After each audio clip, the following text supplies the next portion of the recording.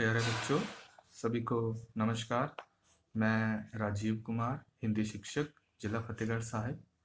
आज हम 10वीं कक्षा का जो दूसरा पाठ है, मीराबाई की पदावली, वो करने जा रहे हैं। इससे पहले आपने तुलसीदास जी के जो दोहे हैं वो किए हैं। सबसे पहले हम मीरा जी का जो परिचय है पहले वो जान लेते हैं। उसके बाद आपके पाठ्यक्रम में 2 पदांश हैं, फिर हम उनकी व्याख्या करेंगे। मीराबाई हिंदी भक्ति काल की कृष्ण भगत कवित्री हैं। उनके काव्य में कृष्ण भक्ति के साथ साथ थोथी कुल मर्यादा तथा अंधी नैतिकता के प्रति विद्रोह है। उन्होंने 16वीं शती में नारी स्वतंत्रता का बिगुल भी बजा दिया। उन्हें नारी विमर्श की महान क्रांतिकारी कवित्री के रूप में देखा जा सकता है। मीरा का जन्म सन 1498 में जोधपुर राजस्थान के कुड़की गांव में राव रतन सिंह राठौर के घर में हुआ। बचपन में ही माँ के निधन के कारण इनका पालन पोषण इनके दादा दूदा जी ने किया। मीरा के दादाजी श्री कृष्ण के भगत थे। उनकी कृष्ण भक्ति से प्रभावित होकर मीरा बचपन से ही श्री कृष्ण भक्ति में लीन हो गई। मीरा का विवाह मेवाड़ के राणा सांगा के सबसे बड़े पुत्र भोजराज के साथ हुआ, परंतु विवाह के कुछ वर्ष बाद ही यह विधवा हो गई। इस दुखद घटना ने मीरा को संसार से विकृत कर दिया, मतलब उनका संसार से मोह भंग हो गया। वैधव्य होता है विधवा का जीवन, ने भक्ति के संस्कारों को पल्वित किया। तो उस समय जब ये संसार से इनका मोह टूट चुका था, तो इनके अंदर जो भक्ति के संस्कार थे वो पैदा हुए, मतलब बड़े। और मीराबाई उस समय के राजघरानों की मर्यादा को छोड़ साधु संतों के बीच रहने, मंदिरों में कीर्तन करने और नाचने गाने लगी। राजपूती शान के विरुद्ध आचरण से परिवार के सभी लोग मीरा से रुष्ट हो गए। रुष्ट होता है नाराज। इनके देवर ने तो कई बार मीरा को मरवाने की चेष्टा भी की, पर श्री कृष्ण जी की कृपा से मीरा हर बार बच गई। परिवार के लोगों के व्यवहार से दुखी होकर मीरा वृंदावन और फिर द्वारिका चली गई। वहीं उन्होंने देह त्याग दी। इनकी मृत्यु का वर्ष विभिन्न विद्वानों ने अलग अलग बताया है। मीरा जी की रचनाएं। मीराबाई की राग गोविंद, राग सोरठा के पद, नरसी जी का मायरा, गीत गोविंद की टीका तथा मीरा की पदावली, ये रचनाएं मानी जाती हैं। इनमें से मीरा पदावली मीराबाई की प्रमुख रचना है। उनकी भक्ति में मुदर्य भाव है, शैली मुक्तक है जिसमें गेतव है, भाषा में राजस्थानी, मारवाड़ी, ब्रज और गुजराती का संगम है। पहला पदांश। बसो मेरे नैनन में नंदलाल, मोहनी मूर्ति सावरी सूरती, नैना बने विशाल। बसो का अर्थ होता है निवास करो, नैनन होता है नेत्र, नंदलाल नंद के पुत्र श्री कृष्ण, मोहिनी मोहित करने वाली, आकर्षित करने वाली, मूर्ति होता है आकृति, सावरी होता है सांवले रंग की, विशाल बड़े बड़े विशाल। तो मीराबाई जी कहती हैं कि हे नंद के पुत्र श्री कृष्ण, आप मेरे नेत्रों में निवास करने की कृपा करो। आपकी मोहित करने वाली आकृति तथा सांवले रंग की सूरत है, अर्थात श्री कृष्ण की मन को मोहित करने वाली आकृति तथा सांवले वर्ण की शारीरिक छवि है। आपके नेत्र बहुत बड़े बड़े हैं। अगली पंक्तियां,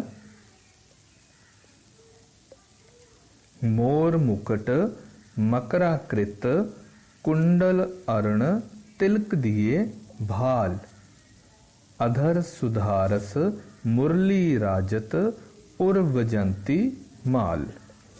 तो मकराकृत होता है मकर की आकृति के, मतलब उसकी बनावट जैसे।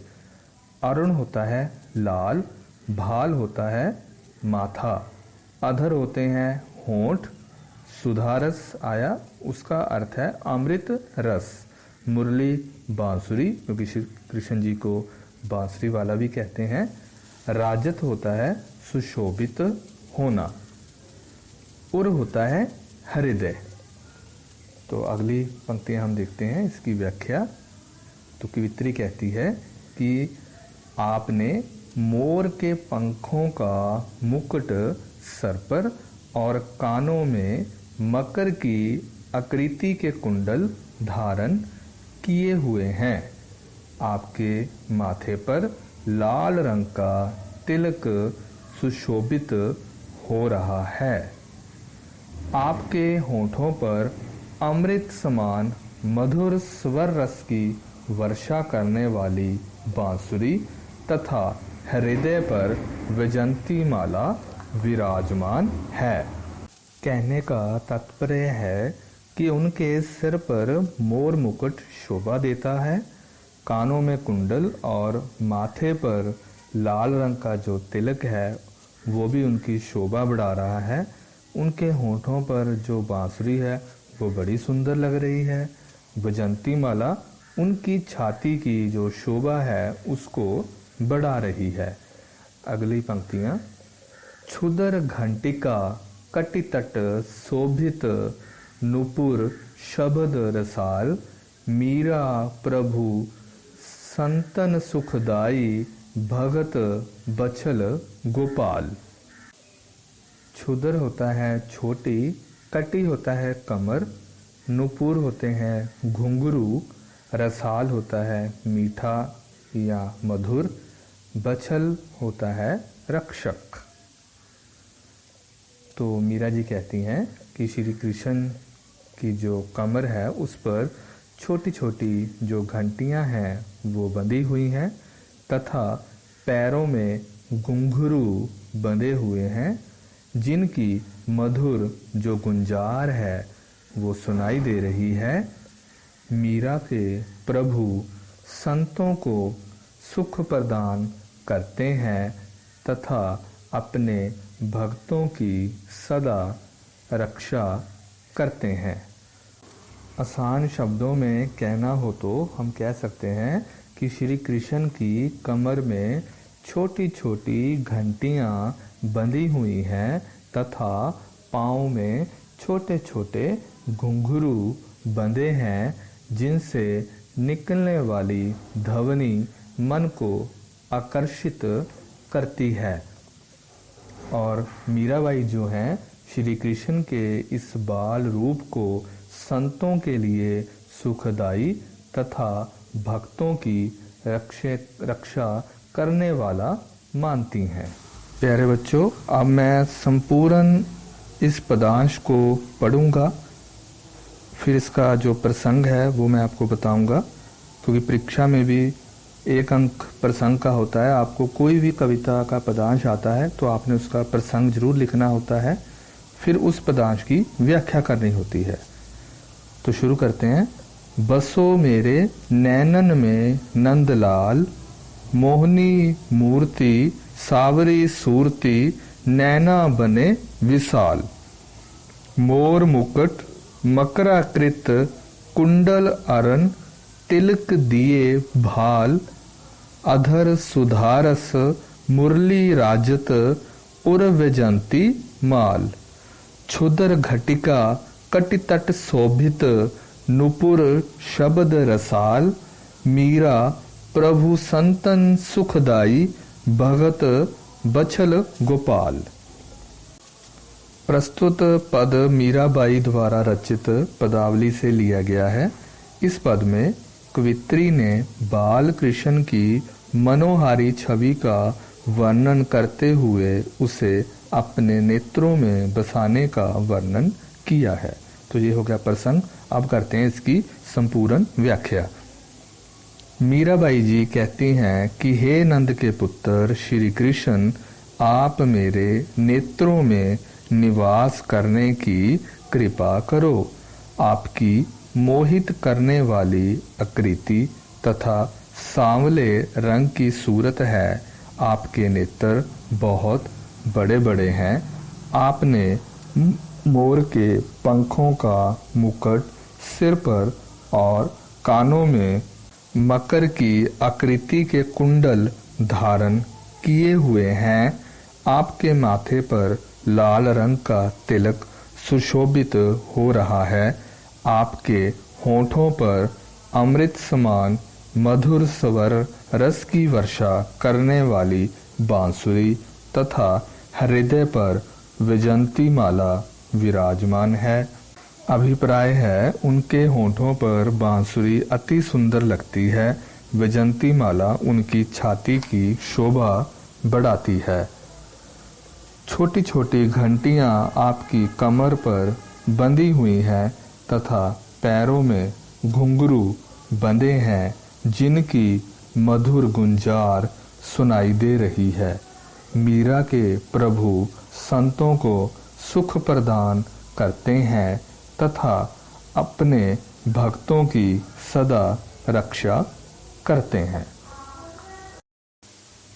दूसरा पद, मेरे तो गिरिधर गोपाल, दूसरो न कोई, जाके सर मोर मुकुट, मेरो पति सोई।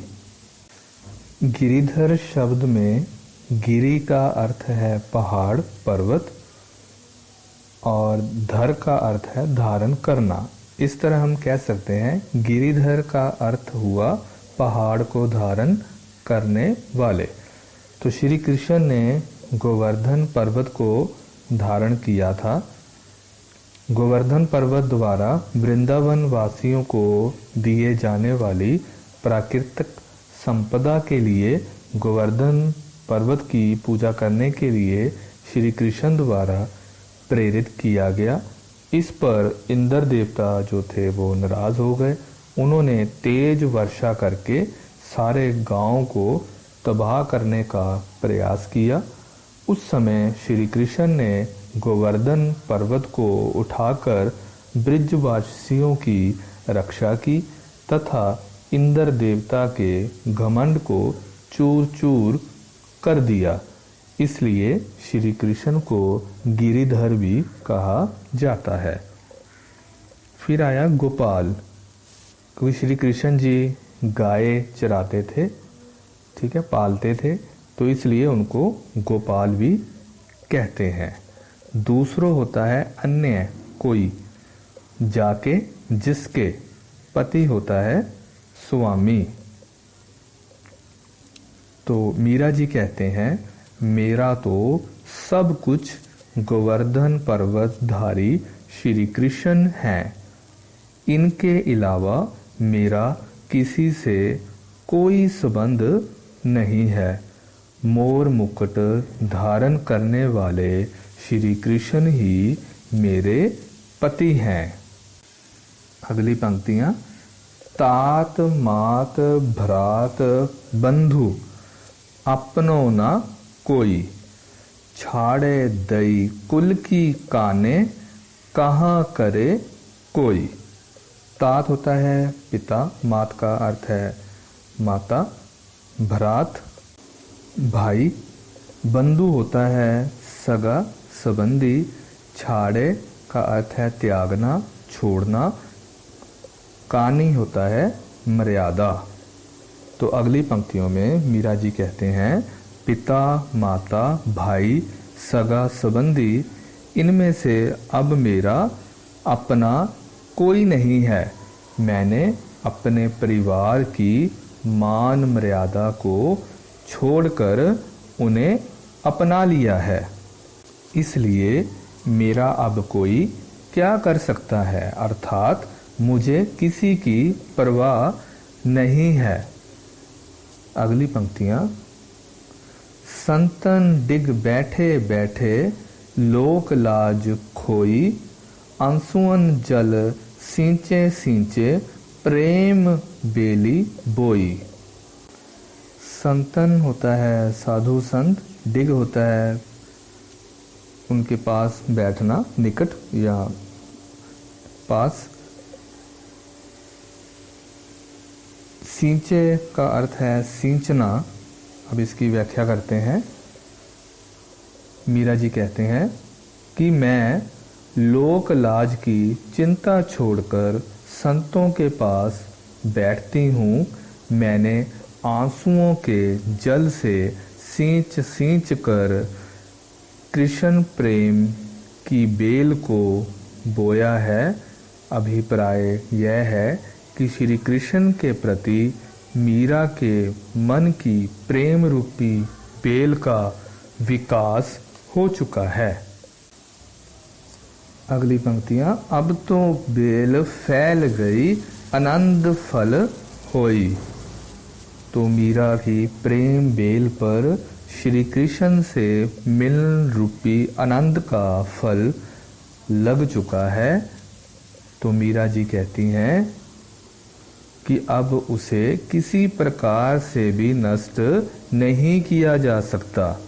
अंतिम पंक्तियां, भगत देख राजी भई जगत देख रोई, दासी मीरा लाल गिरधर तारो अब मोही। तो इन पंक्तियों में राजी का अर्थ है प्रसन्न, जगती होता है संसार, तारो का मतलब होता है उद्धार करना, भला करना, मुक्ति देना। मीरा जी कहती हैं कि वे प्रभु भक्ति को देखकर तो प्रसन्न होती है, पर संसार को देखकर रो पड़ती है। कि जो प्रभु की भक्ति करते हैं, जो प्रभु भक्त हैं, उनको देखकर तो उसे बड़ी खुशी होती है, पर जो बाकी लोग हैं, जो संसारिक मोह माया में लिप्त हैं, उनकी तरस योग हालत को देखकर जो मीरा का दिल है वो दुख से भर जाता है। और मीरा जो है स्वयं को श्री कृष्ण की दासी मानती है और उनसे अपने उद्धार की, अपने भले की प्रार्थना करती है। अभिप्राय है कि मीरा जी कहते हैं कि श्री कृष्ण ही अब उनका उद्धार कर सकते हैं। वह उनकी शरण को सदा के लिए पाना चाहती है। प्यारे बच्चों, अब मैं जो पूरा पद है उसको पढ़ूंगा और इसकी जो व्याख्या है आपको करवाऊंगा। मेरे तो गिरिधर गोपाल दूसरो ना कोई, जाके सिर मोर मुकुट मेरो पति सोई। तात मात भ्रात बंधु अपनो ना कोई, छाड़ दई कुल की कानी कहाँ करे कोई। संतन डिग बैठे बैठे लोक लाज खोई, आंसुअन जल सींचे सींचे प्रेम बेल बोई। अब तो बेल फैल गई आनंद फल होई, भगत देख राजी भई जगत देख रोई। दासी मीरा लाल गिरधर तारो अब मोही। अब इसका प्रसंग करते हैं। प्रस्तुत पद मीराबाई द्वारा रचित पदावली से लिया गया है। इस पद में कवित्री ने भगवान श्री कृष्ण को अपने पति के रूप में मानकर उसके प्रति अपनी भक्ति भावना का परिचय दिया है। व्याख्या। मीरा जी कहती हैं कि मेरा तो सब कुछ गोवर्धन पर्वत धारी श्री कृष्ण हैं। उनके अलावा मेरा किसी से कोई संबंध नहीं। मोर मुकुट धारण करने वाले श्री कृष्ण ही मेरे पति हैं। पिता, माता, भाई, सगा संबंधी, इनमें अब मेरा अपना कोई नहीं है। मैंने अपने परिवार की मान मर्यादा को छोड़कर उन्हें अपना लिया है। इसलिए मेरा अब कोई क्या कर सकता है, अर्थात मुझे किसी की परवाह नहीं है। मैं लोक लाज की चिंता छोड़कर संतों के पास बैठती हूँ। मैंने आंसुओं के जल से सींच सींच कर कृष्ण प्रेम की बेल को बोया है।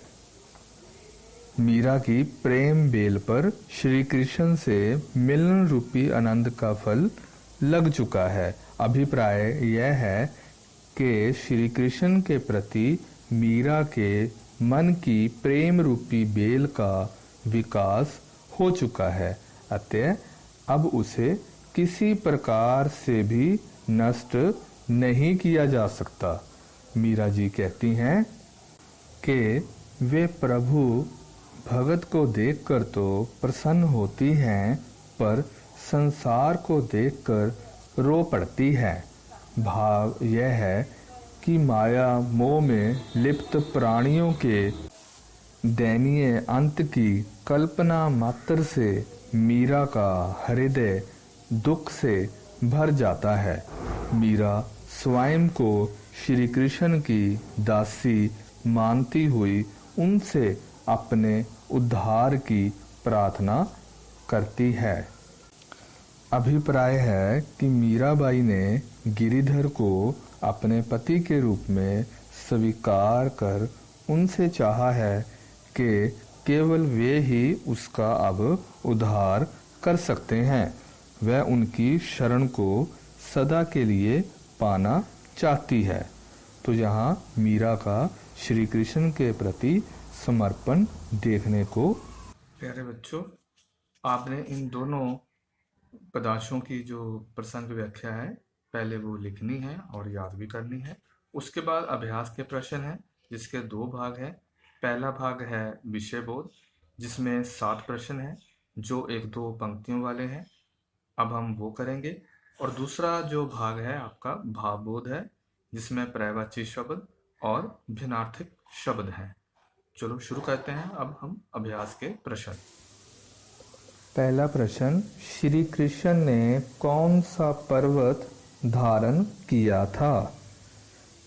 आपने दूसरे पद में पढ़ा, ठीक है, तो इसका उत्तर आएगा श्री कृष्ण ने गोवर्धन पर्वत धारण किया था।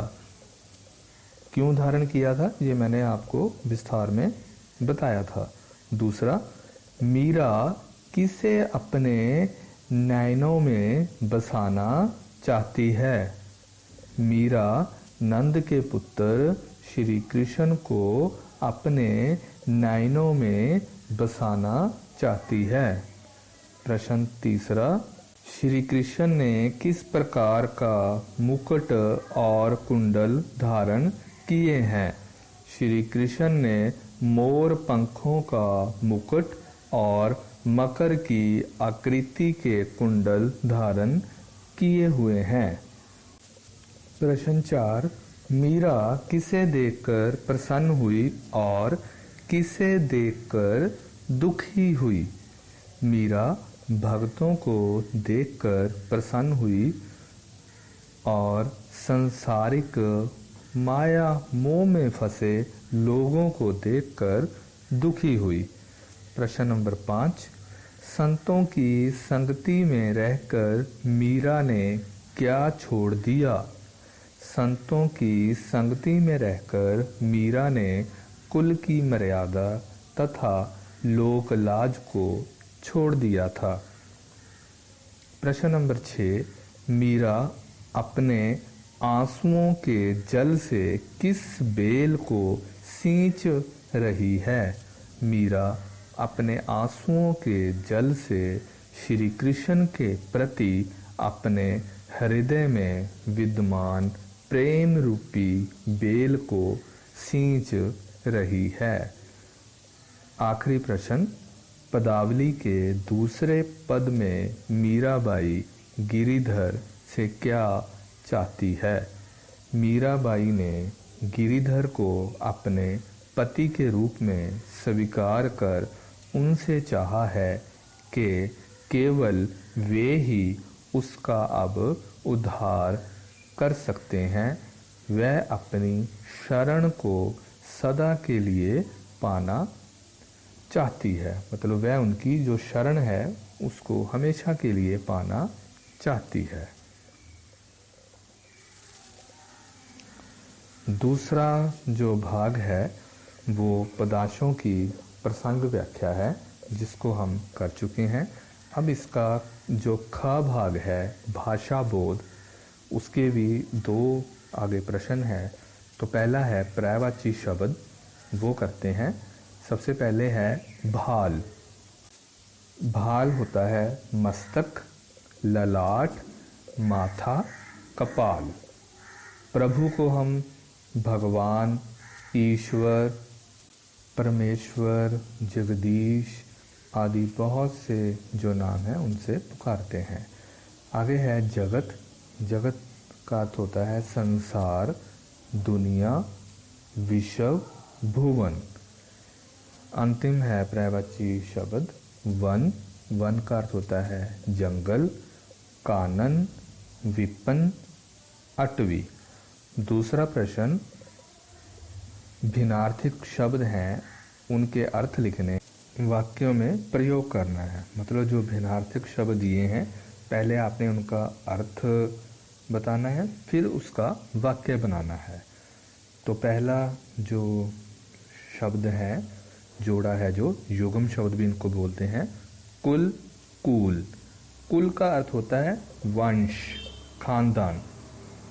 ठीक है, जैसे श्री राम का जन्म रघुकुल में हुआ था। कूल होता है किनारा। ठीक है, जैसे गंगा नदी के कूल पर बहुत भीड़ होती है। दूसरा जो युग्म है कटी, कटी। कटी का अर्थ होता है कमर। जैसे हमने व्याख्या में पढ़ा था कि बाल कृष्ण की कटी पर, मतलब कटी होती है कमर पर, छोटे छोटे घुंघरू बंधे हुए थे। कटी का मतलब फटना। उसकी कमीज नीचे से कटी हुई है।